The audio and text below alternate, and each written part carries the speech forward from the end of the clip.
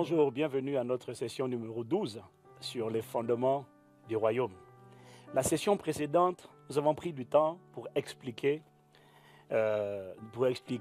maintenant vous l'avez compris, que la Bible ne parle pas de l'histoire d'une religion. La Bible parle de l'histoire d'un royaume. En fait, nous avons résumé cela en 5 points. C'est l'histoire d'un roi, l'histoire d'un royaume qui s'est déployé, qui a connu une expansion au-delà de ses frontières. C'est l'histoire d'une famille royale à laquelle vous et moi nous appartenons, si nous sommes revenus à la maison, exactement comme l'enfant prodigue. C'est l'histoire d'un royaume perdu, c'est-à-dire d'un gouvernement perdu par Adam. Adam n'a pas perdu le ciel, Adam a perdu la position de gouvernement, de souveraineté, d'autorité qu'il avait sur la terre. On a dit donc, c'est l'histoire d'un gouvernement perdu par le départ du gouverneur général du royaume des cieux, en la personne du Saint-Esprit. Et c'est l'histoire d'un gouvernement rétabli. Et rappelez-vous, je ne sais pas si je l'ai dit la session dernière, mais Jésus n'est même pas venu prêcher Jésus. Jésus est venu prêcher le rétablissement Jésus est venu prêcher le royaume, ça veut dire le gouvernement, c'est-à-dire la remise en place du gouvernement divin sur la terre. Et on a dit, la dernière session, que lorsque Jésus est venu pour 2 buts majeurs. 1, laver le vase qu'est l'être humain, parce que sans effusion de sang, il n'y a pas de pardon des péchés. 2, remettre le Saint-Esprit en l'homme. Et je vous ai dit, lorsque le Saint-Esprit revient en l'homme à la Pentecôte, il n'y a absolument pas de religion, mais c'est là que commence maintenant une nouvelle race humaine, la race des nés de nouveau, qu'on appelle la nouvelle création. Pourquoi sont-ils une nouvelle création? Parce qu'ils ont désormais le Saint-Esprit, le gouverneur général, celui qui était chargé d'aider l'être humain à administrer la terre, celui qui était là pour l'aider. Voilà pourquoi on l'appelle allos parakletos en grec. C'est ce que Jésus appelait l'autre consolateur, de la même nature que moi, mais ce n'est pas moi exactement, ce n'est pas moi physiquement, c'est le Saint-Esprit, la personne, la dimension de Dieu qui est en charge des opérations divines terrestres. Dites-moi Amen. Même si vous ne comprenez pas tout, dites seulement Amen. Oh, j'aime ça, oh là là là là. Donc, on a dit que Jésus est venu. Le retour du Saint-Esprit en l'homme signifie 2 choses. 2, premièrement, je vous ai dit, la terre n'est plus une province en rébellion ouverte contre l'administration centrale qui est dans les cieux, mais la terre est remise sous tutelle ou sous administration divine. Ça, c'est le point numéro 1. Le point numéro 2, c'est que Jésus a inauguré à la Pentecôte une nouvelle race d'hommes, qu'on appelle la nouvelle création. Voilà pourquoi dans 2 Corinthiens 5, verset 17, Paul nous dit, si quelqu'un est en Christ, il est une nouvelle création, ou encore il est une nouvelle créature. Les choses anciennes sont passées, voici toutes choses sont devenues nouvelles. Il ne parle pas de votre corps physique, il ne parle même pas de votre âme, siège de vos émotions, vos pensées, vos sentiments, votre volonté. Il parle du résident. Ce corps est le récipient, mais à l'intérieur, il y a un résident qui est l'esprit. L'homme est un esprit qui habite dans une maison, une tente, une enveloppe, un vase qu'on appelle le corps, et qui possède une âme. Cette âme enregistre vos émotions, votre volonté, vos pensées. Mais je suis un esprit. Je possède une âme et je suis logé dans un corps physique. Et si on coupait cette main, on ne la coupera pas au nom de Jésus, mais si on la coupait, il n'empêche que le corps spirituel a toujours une main. Mais dans le monde physique, il ne peut plus saisir. Est-ce que vous me suivez? Jésus est venu... Écoutez-moi, mais non, comprenez-moi bien. Je vais essayer d'aller doucement. Mais Jésus n'est pas venu créer une religion. Jésus a dit, ne bougez pas.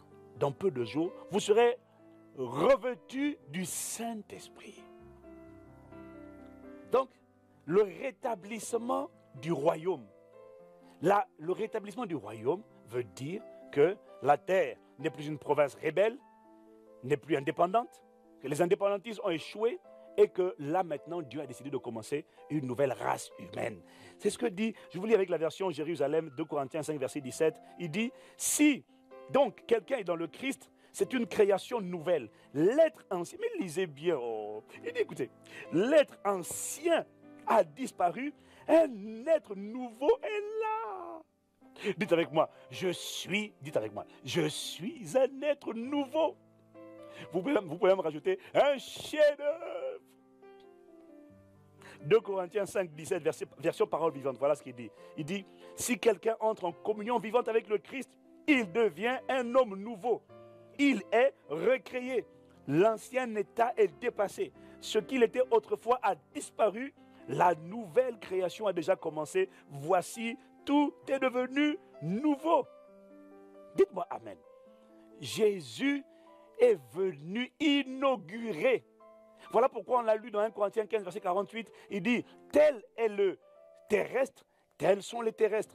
Tel est le céleste, tels sont les célestes. Ça veut dire qu'Adam, le terrestre, a inauguré la race, la lignée des terrestres. Jésus-Christ est venu inaugurer la race, la lignée des célestes. Paul nous dit que Christ est un mystère. Christ, ce n'est pas le nom de famille de Jésus. Christ, c'est sa dimension spirituelle. Christ, c'est le résident. Et Jésus était le récipient. Christ est un mystère. Christ, c'est un mystère. Paul nous dit que c'est un corps spirituel. C'est un corps de personne. Est-ce que vous me suivez? Christ, c'est un mystère. C'est un corps de personne. C'est ce corps-là. C'est la communauté des ressortissants du royaume des cieux. C'est le corps de personnes, le corps composé de plusieurs membres dont la tête est Christ et le corps aussi s'appelle Christ. Là, mais écoutez, ma tête ne peut pas s'appeler Ivan et puis le corps de Jacques. Eh oh, ma tête ne peut pas s'appeler Ivan et puis le corps s'appelle Petit Ivan. Vous comprenez? Mais Christ c'est un mystère. La tête c'est Christ, c'est Jésus. Le corps, je fais partie de ce corps. Et c'est le corps de personnes appelées à réussir là où Adam a échoué. Appelées à gouverner la terre au siècle des siècles. Donc appelées à être ministres du gouvernement des cieux. Aïe, aïe, aïe. Est-ce que vous me suivez? Christ, c'est la race dont Dieu a parlé. Il a dit, dans Genèse 3, au verset 15, il a dit à Adam, je mettrai inimitié entre toi et la femme, entre ta postérité et sa postérité. Celle-ci t'écrasera la tête, tu lui blesseras le talon, mais elle t'écrasera la tête. La tête, c'est le symbole de l'autorité, du pouvoir. Donc, Dieu a annoncé au serpent ancien, appelé Satan, il lui a annoncé qu'une postérité, pas une personne, une postérité. Une postérité, ça veut dire une descendance, ou encore une lignée, ou encore une race, va venir sur la terre pour écraser la tête, c'est-à-dire pour briser l'autorité du diable. C'est cette race-là qu'on appelle Christ. C'est quelle race? C'est la race des individus qui ont le Saint-Esprit en eux. Dans l'Ancien Testament, il n'y avait pas le Saint-Esprit en eux. Ils avaient le Saint-Esprit sur eux. Celui qui a le Saint-Esprit en lui devient, pas celui qui va à l'église, pas celui qui prie. Non, non, non. Celui qui a reçu Christ Jésus par la foi, a reçu le Saint-Esprit. Vous pouvez aller à l'église depuis 1920 et ne pas avoir le Saint-Esprit en vous. Vous pouvez prier, être une créature religieuse, faire tout ce que vous voulez, réciter toutes les prières que vous voulez et ne pas avoir le Saint-Esprit en vous. Et tant que vous n'avez pas le Saint-Esprit, vous appartenez à l'ancienne création ou encore à la première création appelée Adam. Parce que dans la Bible, il n'y a que 2 créations. Il n'y a que 2 créations. Il y a l'homme terrestre et l'homme céleste. Il y a la création terrestre qui s'appelle la création adamique. Quelle que soit votre couleur de peau, que vous soyez blanc, que vous soyez noir, que vous soyez jaune, que vous soyez rouge, que vous soyez violet. Si vous êtes violet, là c'est compliqué. Violet, c'est quand même compliqué. Bon, en tout cas, non, pas violet quand même. Vous n'êtes pas violet, rassurez-moi. Ok. Mais quelle que soit votre couleur de peau, tant que vous n'avez pas le Saint-Esprit en vous, en recevant Christ dans votre vie, vous appartenez à la race de Adam. C'est la race que Satan a le pouvoir de manger. Il a le pouvoir. C'est la race de l'ancienne création. Est-ce que vous me suivez? C'est la race qui s'est rendue esclave lorsque l'ancêtre Adam, rappelez-vous ce que je vous ai dit dans l'histoire d'une famille royale, lorsque l'ancêtre Adam est devenu esclave, tous ceux qui sont sortis de lui sont devenus esclaves, esclaves des maladies, esclaves de l'oppression, l'âme gangrénée par la haine, le ressentiment, le rejet, l'insécurité, la peur, les complexes d'infériorité ou de supériorité. C'est cette race-là. Et Christ est venu, ça c'est la race adamique. Là, gangréné par les virus, les microbes, les parasites, les bactéries, c'est non. La Bible dit, si vous êtes en Christ, vous appartenez à une nouvelle race humaine. Si quelqu'un est en Christ, 2 Corinthiens 5, verset 17, il est une nouvelle création. Littéralement, il est une nouvelle espèce humaine. Est-ce que vous me suivez? Mais le problème, c'est si vous ne le savez pas, vous n'allez pas le manifester. Il y a deux races humaines. Il y a une race qu'on appelle Adam et puis une race qu'on appelle Christ. Et Christ est venu inaugurer cette nouvelle race. C'est la deuxième et la dernière race humaine. Voilà pourquoi d'ailleurs la Bible l'appelle le premier-né. Quand vous allez dans Romains 8, verset 29, il dit, car ceux qu'il a connus d'avance, il les a aussi prédestinés à être semblables à l'image de son Fils, afin que son Fils fût le premier-né entre plusieurs frères. Apocalypse chapitre 1, verset 5, il dit de la part de Jésus-Christ, le témoin fidèle, le premier-né. Oh, dites avec moi, premier-né. Voilà, premier-né. Premier-né, c'est le grec prototokos. C'est de là que vient, c'est de prototokos que vient le mot prototype. Nous, ouais, la Bible dit dans 1 Corinthiens 15, verset 48, tel est le céleste, tels sont les, tel est le terrestre, tels sont aussi les terrestres, tel est le céleste, tels sont aussi les célestes. Ça veut dire que le céleste a inauguré une postérité. Et puisque le céleste est le roi, alors il a inauguré la race des rois qui vont gouverner la terre. Et puisqu'il est Seigneur, il a inauguré la race des seigneurs de la terre. Mais attendez, la Bible dit qu'il est le roi des rois. Nulle part Satan est appelé roi. Alors, de qui il parle quand il dit roi des rois? Il est le roi, oui. Mais il est le roi des rois qui? Vous comprenez? Le roi de qui? Mais de moi, voyons, mais de vous. Oh. Dites-moi amen. Dites-moi amen. Dites à quelqu'un à côté de vous, je suis une royauté. Ah oui. C'est la race des rois. C'est la race des gens. Mais c'est de ça qu'il s'agit, d'un gouvernement de la terre. La seule différence, je l'ai dit, je le redis, je le redirai encore, c'est que quand le chef de l'État de votre pays veut nommer son gouvernement, il va dans les meilleures écoles, il va dans les instituts les plus prestigieuses, il sort des gens qui sont diplômés, des intellectuels. Et lorsque Christ veut faire son gouvernement, j'aime ça, il va, lisez Luc chapitre 14, à partir du verset 15, il va, la parabole du dîner, il va. Lorsque lui veut établir son gouvernement, il ne va pas à HEC, il ne va pas à Harvard, il ne va pas à MIT, il ne va pas à Sciences Po, il ne va pas à l'École nationale d'administration. Non, il va dans la rue, il prend les estropiés, les boiteux, les aveugles, les rejetés, les gens sur lesquels on a mis une croix. Et la Bible dit, vous savez pourquoi il fait ça? Il les prend pour s'asseoir à sa table. Vous savez pourquoi il fait ça? 1 Corinthiens 1, verset 25 à 30, Paul vous explique que Dieu, c'est ce qu'on appelle la sagesse de Dieu. Il prend les choses viles de ce monde pour confondre les fortes. Il prend les choses folles pour confondre les sages. Il prend des gens sur lesquels personne n'a fait aucun cas. Et il en fait, il les élève, il les met dans son conseil des ministres. Et la Bible dit, il le fait afin que nulle chair ne se glorifie devant Dieu. Que personne ne dise, c'est parce que j'ai fait une grande école, c'est parce que je suis diplômé que je suis là. Non, mais que quelqu'un puisse dire, c'est à cause de la grâce de Dieu que je suis là. Oh, dites-moi amen, dites-moi amen. Si vous ne dites pas amen, je m'énerve, dites-moi amen. Voilà.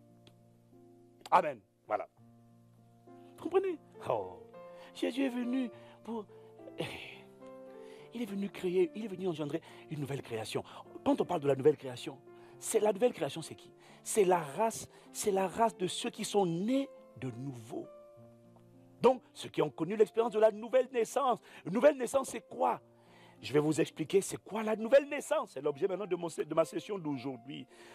C'est quoi la nouvelle naissance? Qu'est-ce que c'est? On vous a dit, je suis né de nouveau. Et les gens ils disent, je suis né de nouveau. Ils ne savent même pas de quoi ils parlent. La nouvelle naissance, ce n'est pas le corps. Ce n'est pas l'âme. Non, l'âme n'est pas changée à votre nouvelle naissance. C'est esprit. Alors, pour vous expliquer la nouvelle naissance, je vais vous expliquer d'abord la première naissance. Votre première naissance est naturelle. Vous devez comprendre. Votre première naissance, c'est quoi? C'est la personne que vous étiez hier, si vous n'êtes pas encore né de nouveau. Ou la personne que vous étiez hier, si vous êtes né de nouveau aujourd'hui, ou celle que vous êtes actuellement, si vous n'êtes pas encore né de nouveau. C'est ça qu'on appelle la première naissance. La première naissance, c'est quoi? A eu lieu quand? Elle a eu lieu lorsque votre père a rencontré votre mère. Vous êtes venu au monde. Mais vous devez comprendre une chose. La personne qui est venue au monde, l'être humain, n'a jamais été un corps. L'être humain, il y a deux créations, Adam et Christ. Mais dans tous les cas, l'être humain a toujours été un esprit.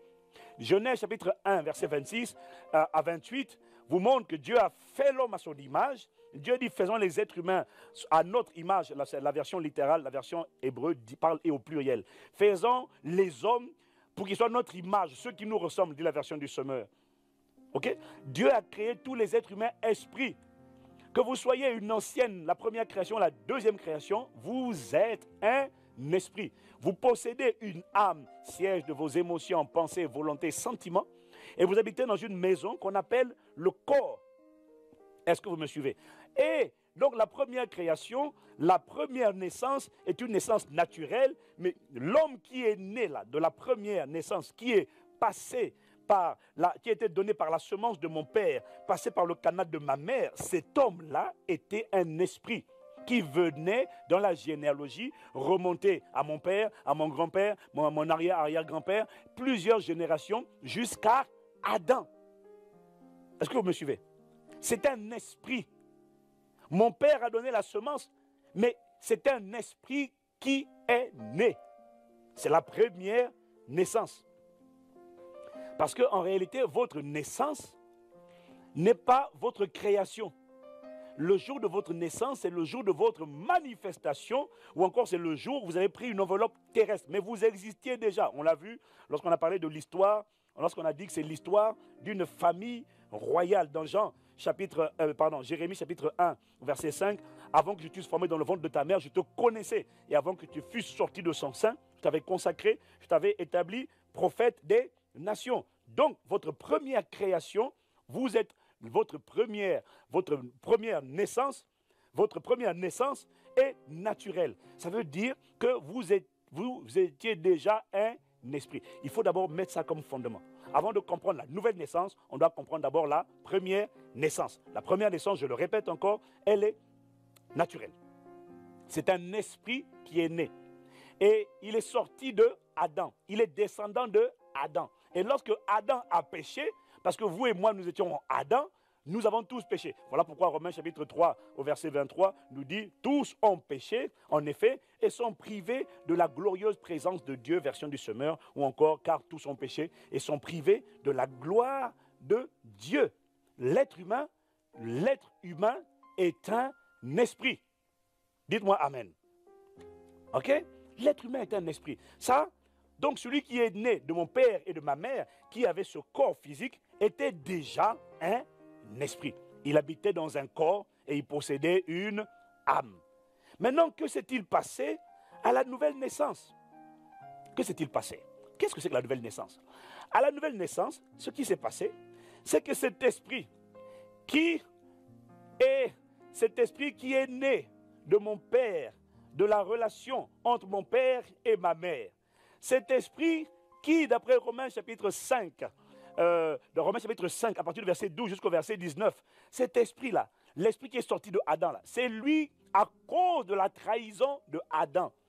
Toute la race sortie de Adam est devenue esclave. Et l'esprit qui est né de cette race-là est devenu esclave. Et à cause de la trahison de Adam, tous ceux qui sont nés de lui, la Bible dit, ont été condamnés à mort à cause du péché. Car, Romains 6, verset 23, car le salaire du péché, c'est la mort. Et le don gratuit de Dieu, c'est la vie éternelle. Amen. Est-ce que vous me suivez?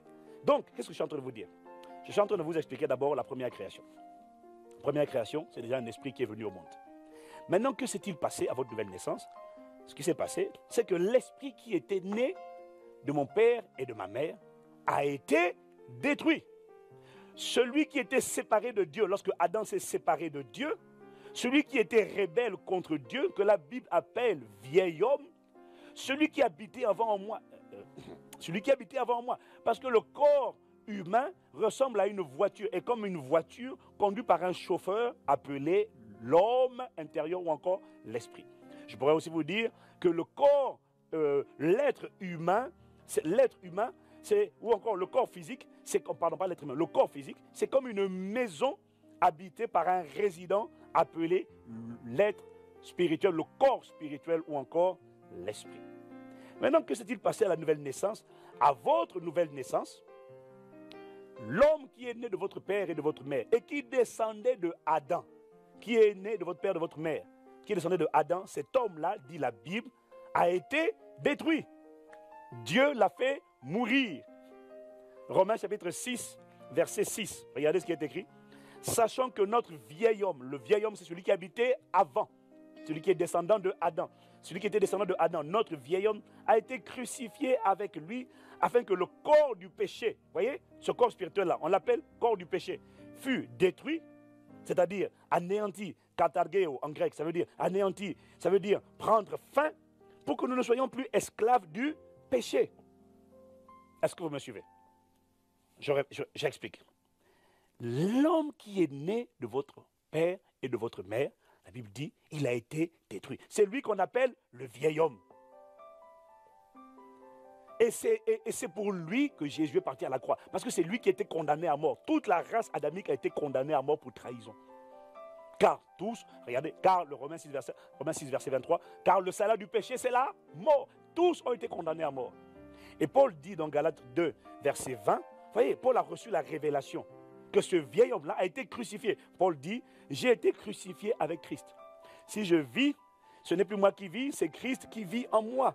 Vous voyez, Paul est en train de dire que lorsque Christ était en train d'être cloué à la croix, ce n'était pas physiquement que ça se produisait. Physiquement, il prenait les clous, mais spirituellement, il y avait une autre réalité qui avait lieu. Il y avait le vieil homme était en train d'être cloué à la croix. C'est ça. Paul dit, j'ai été crucifié avec Christ. Amen. Ce vieil homme-là, celui qui transportait les liens de sang, celui par qui passaient les liens de sang, les maladies héréditaires, les malédictions héréditaires, ce vieil homme-là, la Bible dit, a été détruit. Il a été crucifié, il a été détruit. Est-ce que vous me suivez? C'est ça. Maintenant, qu'est-ce que Dieu a fait? Dieu a détruit l'ancien homme. Voilà, le jour où vous allez vous faire baptiser, vous serez en train de célébrer, c'est ça le sens du baptême. Vous êtes en train de célébrer l'ensevelissement de Adam. Physiquement, mon corps n'a pas changé, mais le résident qui était, le corps et le récipient, le résident qui était là avant, le jour où vous allez vous faire baptiser, vous êtes en train de fêter, de célébrer, de faire la fête de son enterrement. Et quand vous sortez de l'eau, voilà pourquoi le baptême se fait par immersion. Quand vous sortez de l'eau, vous annoncez qu'il y a un nouvel homme qui sort de l'eau. Il ressuscite à une vie nouvelle. L'ancien a disparu, un nouvel homme est là. C'est ça le mystère de la nouvelle naissance. Est-ce que vous me comprenez? Donc, si vous comprenez ce que je dis, les gens viendront vous dire, ah mais Castanou, Ivan, on a fait l'école ensemble il y a 20 ans, il y a 30 ans. Mais on n'a pas fait l'école ensemble.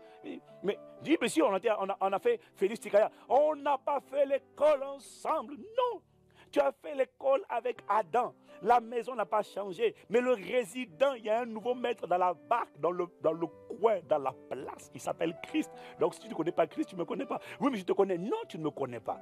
Parce que la Bible dit que l'ancien homme a disparu. Un nouvel homme est là. C'est un bébé. Exactement quand un enfant naît, il est bébé. C'est vrai, mais c'est un être spirituel divin. Parce qu'il est né de Dieu. Il est de la race de Dieu. Paul dit, Pierre dit, nous sommes participants de sa nature, de la nature divine. L'homme qui naît là, il est puissant. Le problème, c'est qu'il est bébé. Vous voyez, quand vous restez bébé, un bébé, on peut lui prendre tout ce qui lui appartient. On lui vole la tétine, on lui vole le lait, on lui vole ci, on lui vole ça. On dit tais-toi, il pleure, mien, il faut grandir. Mais celui qui est né de nouveau, c'est un nouvel être humain qui n'a jamais existé. Il est né de Dieu, il a la nature de Dieu, il est participant de la nature divine. C'est un... Mais attendez, un être humain, d'un être humain sort un humain ou un moustique. Un chien engendre des chiens. Un chat engendre des chats. Un lion engendre des lions. Un Dieu tout puissant, il engendre quoi à votre avis? Des lézards? Des cafards? Mais à votre avis, il engendre des dieux. Lui, c'est le grand D. Mais ceux sont sortis de lui, des petits dés. Oh, oui, je sens que quelqu'un va faire ouh là là là là là là, ouh, aïe. Sacrilège, mais détends-toi mon ami, détends-toi, rentre dans la Bible, rentre dans la parole, étudie. Il y en a, ils veulent qu'on leur dise que vous êtes des moustiques. PPP, comme dit le pasteur Calvary. Pauvres petits pécheurs, misérables moustiques, médiocres. Non!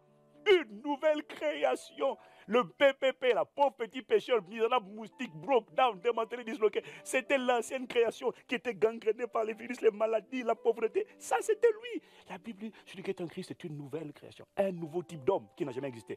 Le seul type d'homme capable de parler aux démons et puis les démons sortent. Seul type d'homme capable d'imposer les mains aux malades. Vous avez déjà vu un médecin imposer les mains à un malade? Les médecins, ils soignent, ils auscultent.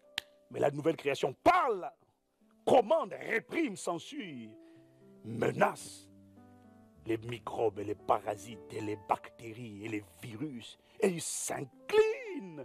Oh, dites-moi amen. Bon, vous comprendrez plus tard. Vous comprenez?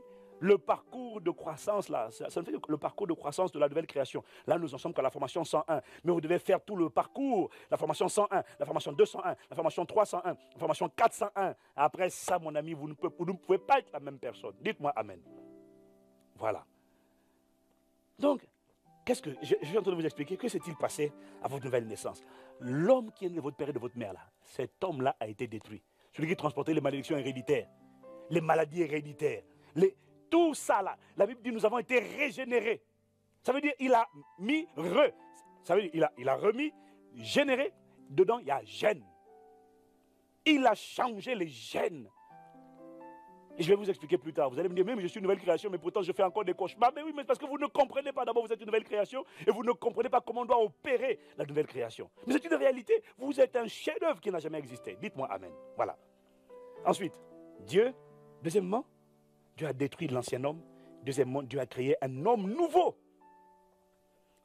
Il avait déjà annoncé dans Ézéchiel chapitre 36, versets 25 à 27, il dit ceci.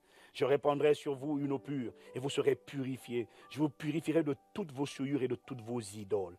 Je vous donnerai, regardez ce qu'il dit. Déjà dans l'Ancien Testament, il annonce. Je vous donnerai un cœur nouveau et je mettrai en vous un esprit nouveau. Je donnerai de votre corps le cœur de pierre, je vous donnerai un cœur de chair. Je mettrai mon esprit en vous. Dieu annonce déjà comment va se passer la nouvelle création, la nouvelle naissance. Je mettrai mon esprit en vous et je ferai en sorte que vous suivez mes ordonnances, que vous observiez et pratiquiez mes lois. Quand vous êtes né de nouveau, vous avez effectivement l'impression, pas l'impression, vous constatez que quelque chose de nouveau est en vous. Vous avez un nouveau cœur, des nouvelles dispositions. Vous n'avez plus envie de dire des gros mots. Vous n'avez plus envie de courir après les femmes. Vous n'avez plus envie d'aller en boîte de nuit. Vous n'avez plus envie, j'ai dit, quand vous êtes une nouvelle naissance, pas quand vous allez à l'église. Pas quand vous allez à l'église. Mais quand vous êtes quand vous expérimentez la nouvelle naissance, vous sentez un cœur nouveau. Non, vous sentez une lutte à l'intérieur de vous entre une nature charnelle et une nature divine. Vous dites un gros mot, vous êtes désolé d'avoir mal parlé. Vous vous sentez attristé. Pourquoi? Parce que vous avez un cœur nouveau, mais votre âme n'est pas nouvelle. Votre mémoire n'a pas changé. Donc vous luttez. Quelque part, il y a l'amour qui a envie de s'exprimer. Et des fois, il y a encore la rancœur, l'amertume, amertume. Une lutte s'opère à l'intérieur. Et hier, vous ne connaissez pas cette lutte-là. Et puis Satan vous dit, et tu dis tu es né de nouveau. Non, il vous dit, tu n'es pas né de nouveau. Si, vous êtes né de nouveau. Le seul problème, c'est que votre âme n'a pas encore été restaurée. Mais elle le sera au nom de Jésus. Par le renouvellement de l'intelligence. Est-ce que vous me suivez? Dieu met en vous un cœur nouveau, un esprit nouveau. Jean chapitre 1, verset 10 à 12. Voilà ce qu'il dit. Il dit, version Semeur, celui qui est la parole était déjà dans le monde, puisque le monde a été créé par lui, et pourtant le monde ne l'a pas reconnu. Il est venu chez lui, et les siens ne l'ont pas accueilli. Certains pourtant l'ont accueilli, ils ont cru en lui. À tout cela, la parole, en parlant de la parole, il a donné le pouvoir de le privilège de devenir enfant de Dieu. Ce n'est pas par une naissance naturelle, ni sous l'impulsion d'un désir, ou encore par la volonté d'un homme qu'ils le sont devenus, mais c'est de Dieu qu'ils sont nés.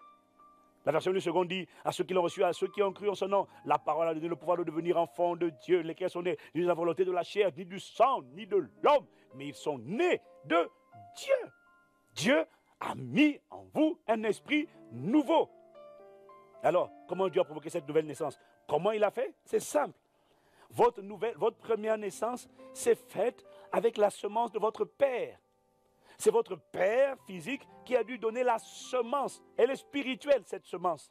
Elle est spirituelle. Elle est spirituelle. Votre père a donné, votre première naissance s'est faite avec la semence de votre Père. Votre nouvelle naissance s'est faite avec la semence de votre Père qui est Dieu. 1 Pierre 1, verset 23, version du semeur. Regardez ce qu'il dit. 1 Pierre 1, verset 23. Car vous êtes nés à une vie nouvelle, non d'un homme mortel, vous voyez, mais d'une semence incorruptible, la parole vivante et éternelle de Dieu. Dites-moi Amen.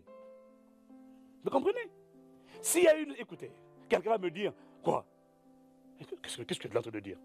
Vous voulez dire que Dieu aussi... Le mot semence, c'est le mot grec sperma. Quelqu'un va me dire, quoi? Dieu aussi a une semence? Mais oui!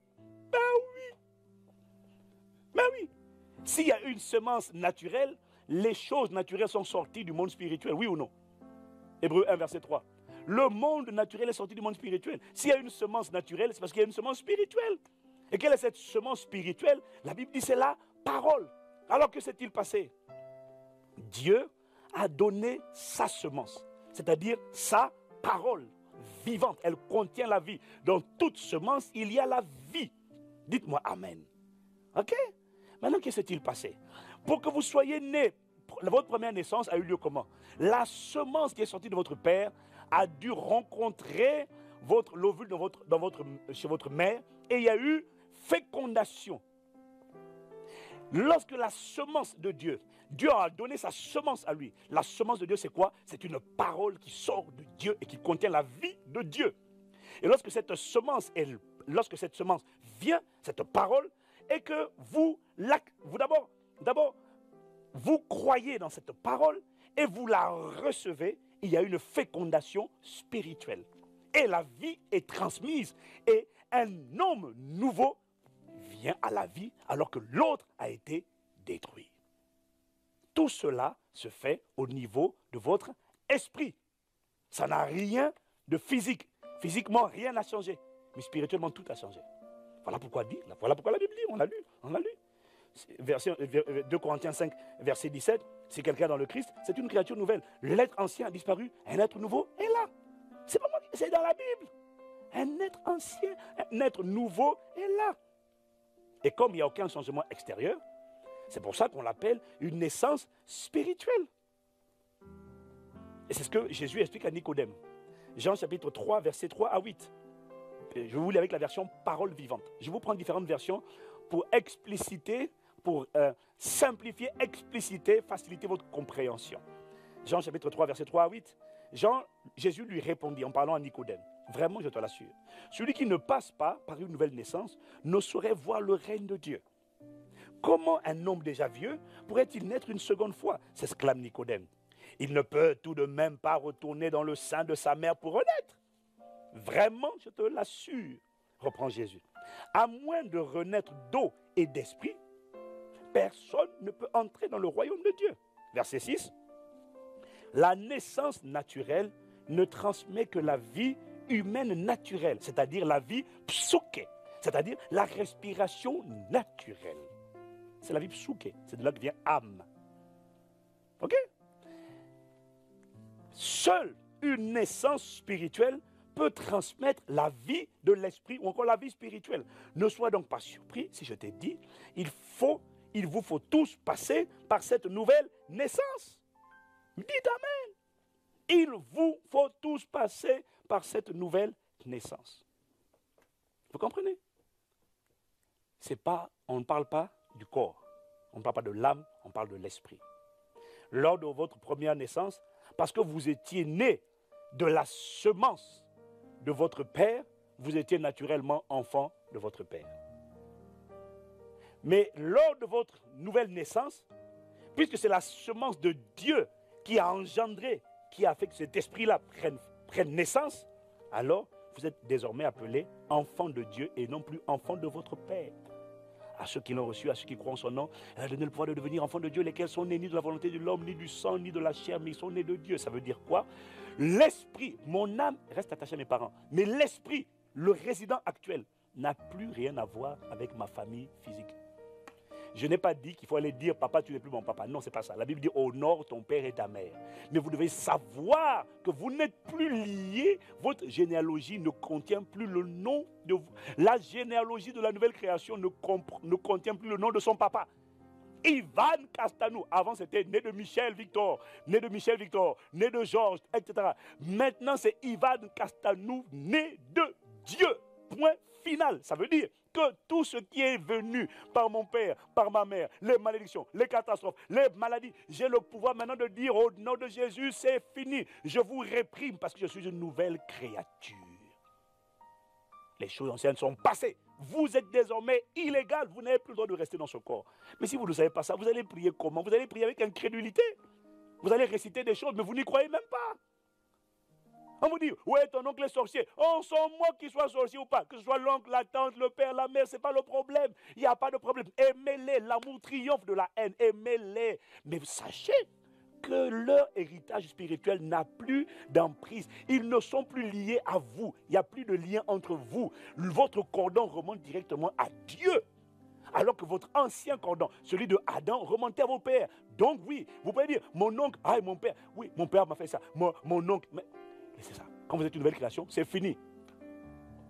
Méfiez-vous des gens qui vous poussent à diaboliser votre père, votre mère, à dire ton oncle, ton père pratique l'occultisme, ton père est comme si, c'est un sorcier, il pratique ça.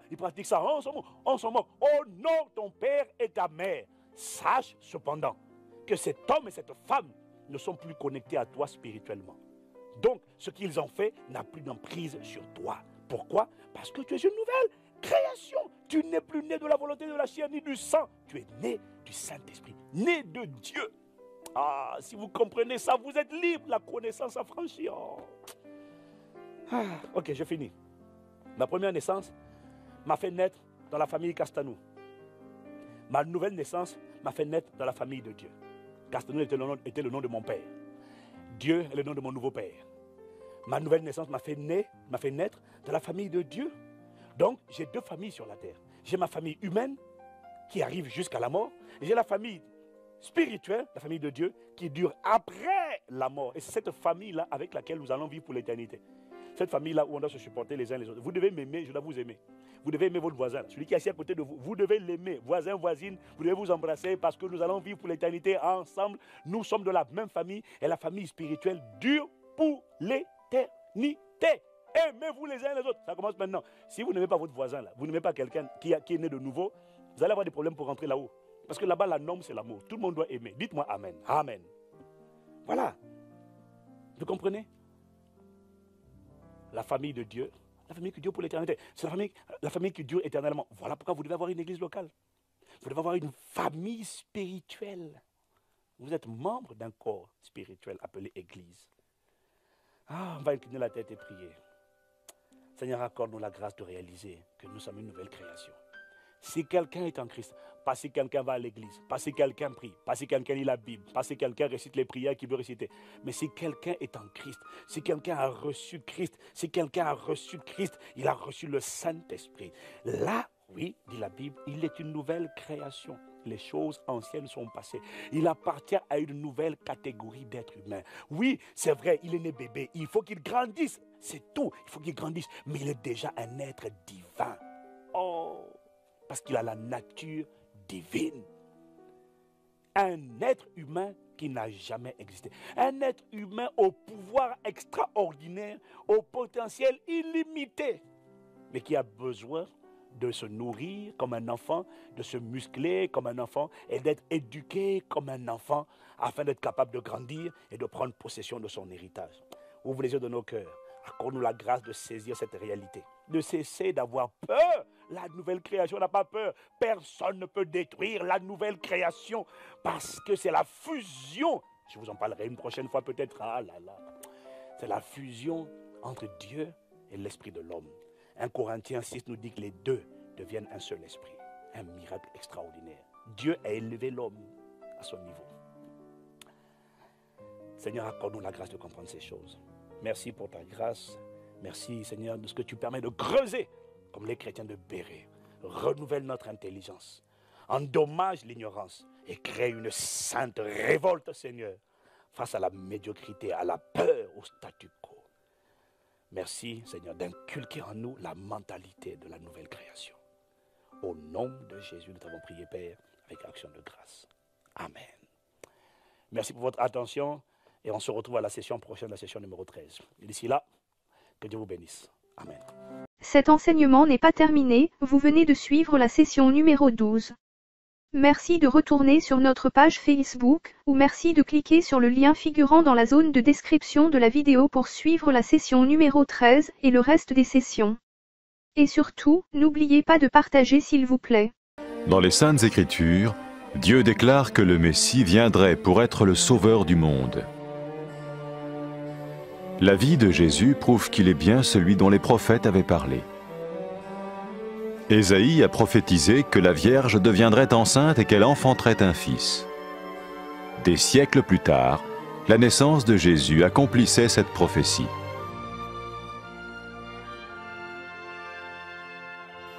Les Saintes Écritures déclaraient que le saint à naître serait appelé le Fils de Dieu.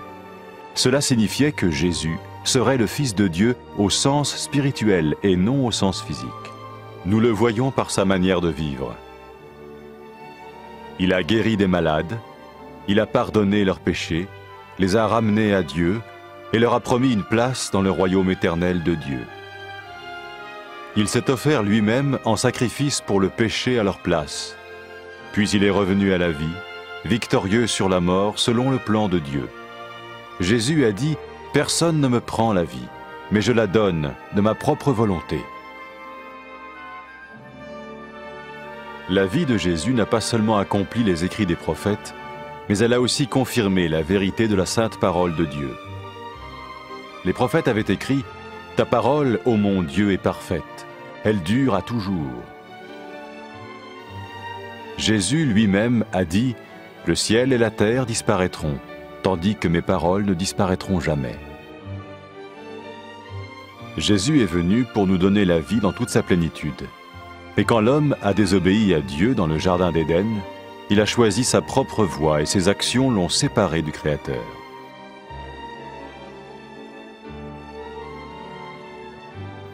Les Saintes Écritures déclarent que tous sont péchés et que le salaire que paye le péché, c'est la mort. Il s'agit de la mort spirituelle, éternelle séparation d'avec Dieu. Mais tout comme Dieu a donné un bélier pour qu'il meure à la place du fils d'Abraham, ainsi il a envoyé Jésus, le Messie, mourir à notre place. Sa vie, sa mort et sa résurrection restaurent la relation entre Dieu et tous ceux qui mettent leur confiance en lui. Maintenant, non seulement Jésus pardonne les péchés de ceux qui le suivent, mais il les sauve aussi du jugement éternel de Dieu. Ils sont sûrs d'aller au paradis et de vivre avec lui pour toujours. C'est cette vie et cette liberté de la culpabilité et du pouvoir du péché que Jésus offre à chacun aujourd'hui. Cela ne veut pas dire suivre une religion, mais choisir d'avoir foi en Jésus qui dit « Je me tiens à la porte et je frappe. Si quelqu'un entend ma voix et ouvre la porte, j'entrerai chez lui. »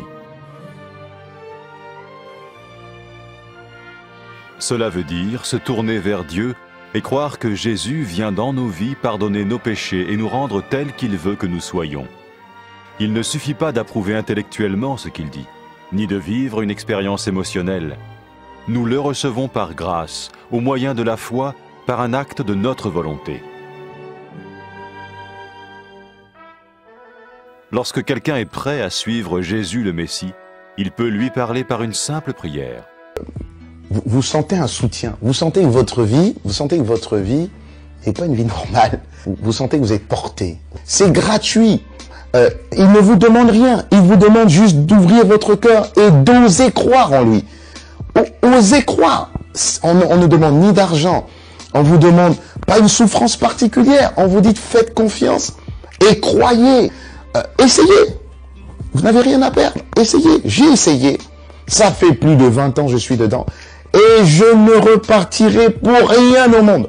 Aucun milliard au monde ne me fera changer d'avis et me séparer de lui. Impossible. Donc, osez Jésus avant qu'il soit trop tard. Osez. Ne le faites pas demain. Faites-le maintenant. Et quand la fin de votre vie arrivera, parce qu'elle arrivera pour tout le monde, pour moi et pour les personnes qui me regardent, ou même pour les personnes qui sont derrière, cette caméra, au moins vous serez sûr que vous partez avec celui qui vous a donné une nouvelle vie. Cette vie peut commencer maintenant, dès que vous l'acceptez, et cette vie continuera après que la mort soit venue. La mort n'est qu'un passage pour une autre vie beaucoup plus belle. Mais vous avez la possibilité d'oser cette nouvelle vie maintenant, tout de suite. Faites-le maintenant, tout de suite. N'attendez pas demain, ni après-demain. Faites-le maintenant, tout de suite. Prenez 1 minute et faites-le. Je vous en prie, vous ne serez pas déçus.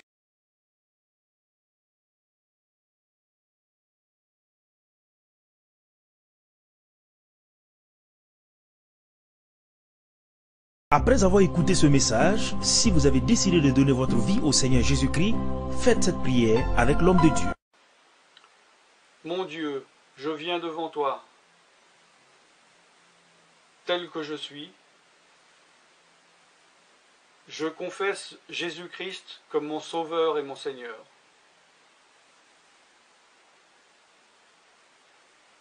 Je crois qu'il est mort sur la croix pour mes péchés, qu'il a porté ma condamnation. Il a porté mes péchés et mes maladies. Que Jésus-Christ est le roi des rois et le Seigneur des seigneurs. Qu'il est le Fils de Dieu. Qu'il est maintenant ressuscité et assis à la droite du Père. Et il prie maintenant pour moi. Je me suis détourné de mes péchés et je veux obéir à ta parole.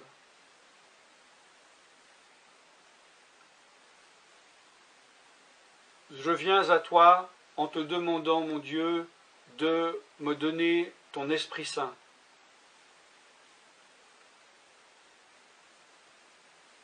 Remplis-moi de ton esprit, afin que tu ne sois plus à l'extérieur de moi, mais que tu viennes habiter en moi.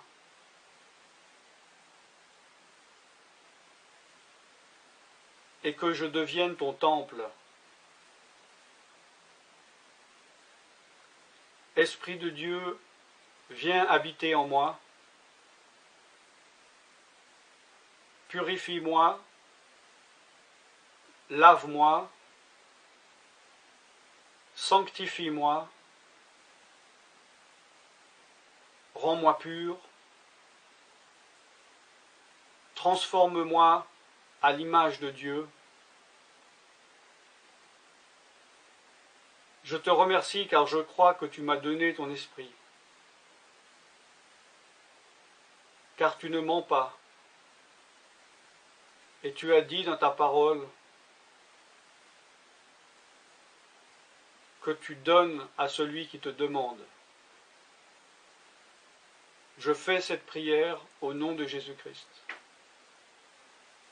Amen.